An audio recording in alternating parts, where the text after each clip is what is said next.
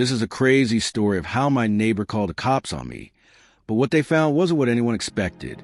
It was a normal Tuesday morning when I heard the knock at the door. I opened it to find two officers standing on my porch. "Ma'am, we need to talk," one of them said. I had no idea what was going on. I hadn't done anything wrong. At least, I thought I hadn't. It turns out, my neighbor had called the cops, accusing me of something absolutely insane. "She says you're hiding a body," one officer said. I laughed. "A body?" I repeated, confused. The officers didn't seem amused. They were serious. And that's when my stomach dropped. My mind raced. Who would say something like that? But it was worse than just an accusation.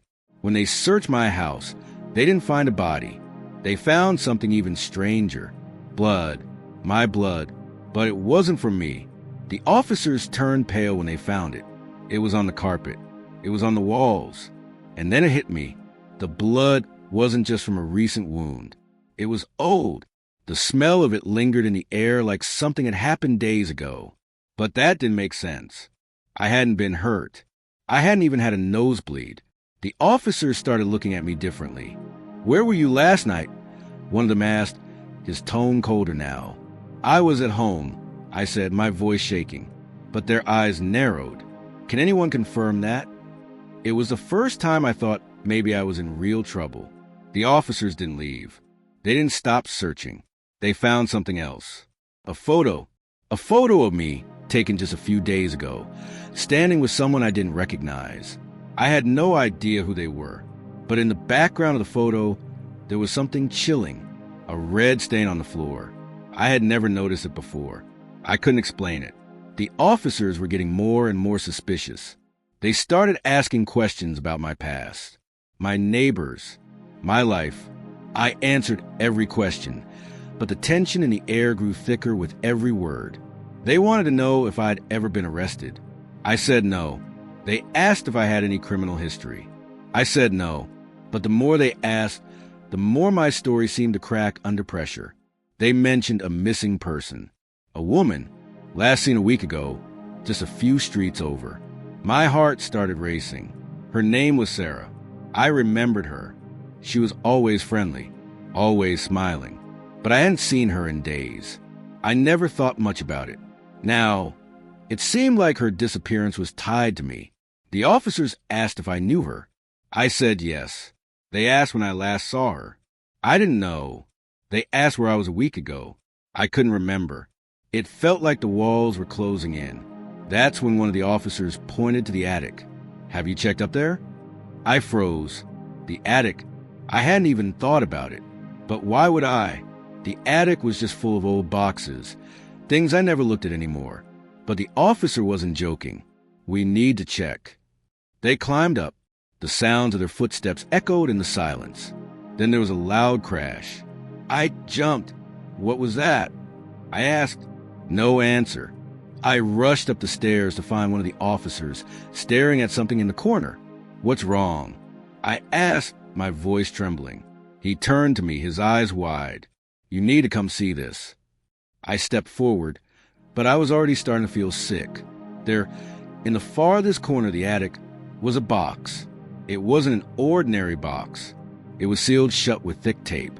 And when the officer carefully pulled it open, there it was. A shoe, a red high heel. But it wasn't just any shoe. It was stained with something dark, something sticky. I felt a chill run down my spine. The officer slowly lifted the rest of the box's contents. More shoes, a dress, a necklace, all stained with that same dark, sticky substance. And the worst part? The name on the dress tag was Sarah's. That was the moment I realized something terrible was happening. I was connected to a crime, but I had no idea how. The officer's eyes locked on mine. "Do you recognize these?" he asked, his voice colder than ever. My heart skipped a beat. I opened my mouth to say something, anything, but no words came out. This wasn't just about me anymore.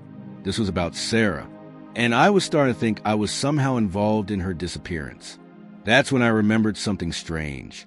The night before, I had been cleaning my house, scrubbing the walls, the carpet, anything to make sure it looked perfect. I'd been so focused on it. I didn't even notice the blood splatter on the floor. But now the blood, the shoe, the dress, they all made sense. Sort of, but not really. It felt like there were pieces missing from this puzzle. Pieces I couldn't figure out. The officer told me to sit down. You're not under arrest yet, but we need to talk. There's something we're not telling you. My hands shook. What aren't you telling me? I asked, trying to keep my voice steady. He didn't answer. The other officer came down from the attic, carrying something in his hands. It was a phone. Sarah's phone. We found this in the attic too, the officer said, showing it to me. I froze. The screen was cracked, but there was something on it. A text from Sarah. Help me, I'm in the house. It was sent just a day before her disappearance. I felt like the world was spinning. What does this mean? I whispered. The officer looked at me with suspicion. That's what we're trying to figure out. The last thing he said to me before they left was, "Don't leave town." But I couldn't leave. I had to know what was going on. The truth didn't add up. I needed answers. But they weren't the only ones looking for me. Someone else was. Someone who knew more than they should. Someone who wanted to make sure I didn't find out the whole truth. Because the truth, it was darker than I ever imagined. The next part is coming soon. And when it does, you won't believe what we found next. Remember when I told you that my neighbor called the cops on me, and they found blood in my house? Well, things just got way worse. The officers have found Sarah's phone in my attic, and that text she sent, "Help me, I'm in the house," was like a bombshell that just shattered everything. I was sitting there, shaking, trying to process what was going on, when one of the officers came up to me with a new bombshell. "We found something else," he said, his face pale. I didn't want to hear it, but I had no choice. What else could possibly be left? They handed me a picture. It was a picture of me standing in the background of what looked like some kind of warehouse or storage unit, holding a crowbar, but I didn't recognize it. I didn't even know where it was taken. There were other people in the photo too, but they were blurred out, their faces covered. "When was this taken?" the officer asked, his voice tight. I stared at it, my mind racing. I'd never been to that place. I didn't even own a crowbar. I don't know. I said, barely able to breathe. They said the picture came from Sarah's phone, the same one she sent that text from. They had been tracking it for days, and the last location pinged it right there. But here's the kicker. The timestamp was from 2 days before she disappeared. I had no idea why my face was in that picture, or what that place was. But I knew one thing. I was being set up. The officers didn't seem so convinced. They kept asking me about it. "Who's the person next to you?" One of them asked, showing me the blurred out figure in the photo. I stared harder at the photo. It was hard to make out anything clearly, but something in that image clicked. That was when I realized it. The blurry figure looked like someone I had seen before. I didn't know where, but I knew them. I tried to focus, but panic was rising. I had to tell them something. Wait a minute. That's Mark. That's my ex. I blurted. The officer's eyes sharpened. "Mark."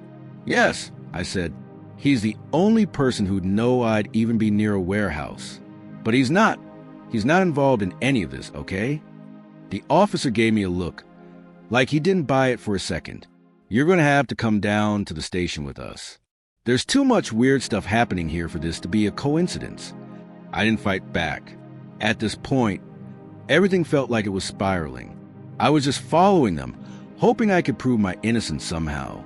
We arrived at the station, and that's when things went from bad to worse. I was asked to take a lie detector test. Honestly, I had no choice. So I did. The test started. The officer asked me basic questions. "Do you know Sarah?" "Yes." "Did you ever meet her at the warehouse?" "No." Then came the real kicker. "Did you have anything to do with Sarah's disappearance?" I answered truthfully, "No." The machine buzzed. My stomach dropped. The officer's face turned pale. He showed me the results. The needle was shaking, jumping all over the place. "You're lying," he said. "No, I'm not." I shouted, but my heart was pounding in my chest. I was failing the test. But why? I knew I hadn't done anything wrong. That's when I realized something. I wasn't lying, but my body was betraying me. This was deeper than I thought. Something was wrong with the way my mind was processing the situation. The officer's eyes hardened. You're under arrest for obstruction of justice. I felt the cold handcuffs snap around my wrists. I was trapped. But then, just as things looked hopeless, I got a phone call. It was Mark. "Get out of there now," he said, his voice urgent. "What do you mean? What's going on?" I asked, my voice shaking. "There's something you don't know," he said, and then he hung up. I couldn't believe it. Mark, my ex, he knew something. Something that changed everything. I demanded to see him. After a few tense minutes, they brought him in. He was furious. He was angry. And he was terrified. "Mark, what's going on?" I asked. He looked at me, his face pale, like he'd seen a ghost. Then in a shaky voice, he said, "You don't remember, do you? You don't remember what happened?" My head was spinning. "What do you mean? What happened?" Mark swallowed hard. "You were there that night. You helped me. You helped me hide her." I stared at him, shocked. "What? I would never—" "Sarah," Mark interrupted. "She was supposed to be with us, but things went wrong. And you were the one who told him to cover it up." I shook my head, trying to fight the truth, trying to reject what he was saying. No way. I don't remember any of this. I didn't. But then it hit me. A memory flickered. A blurred face. A bad decision. We were at the warehouse together. You and me. We got into something with Sarah and, oh God, what did we do? Mark stepped closer. "You don't remember the worst part, do you? Sarah's gone, but she's not dead. She's missing. And you've been hiding it from the cops, hiding it from yourself." My world flipped upside down. I wasn't innocent. I had been part of this crime, but I had no memory of it. The pieces were slipping into place, but they didn't make sense. And now, I was standing in a nightmare, not sure who to trust anymore. What was real? What had really happened that night? Stay tuned for more. The truth is darker than you can imagine.